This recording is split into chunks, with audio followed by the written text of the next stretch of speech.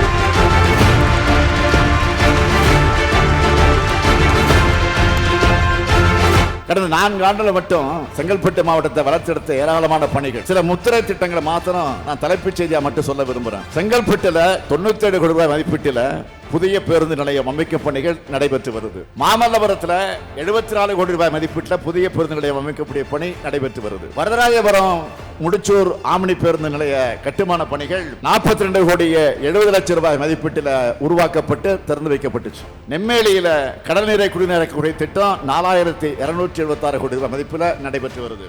மறைமலை நகர்ல புதிய தாவரவியல் பூங்கா, உலக புகழ்பெற்ற லண்டன் கியூ கார்டன் அதோடு சேர்ந்து 300 கோடி ரூபாய் மதிப்பீட்டில் அமைக்கப்பட்டிருக்கு. தாம்பரம் அரசு மருத்துவமனையை 110 கோடி ரூபாய் மதிப்பீட்டில் மாவட்ட மருத்துவமனையாக தரம் உயர்த்த பணிகள் நடைபெற்று வருது.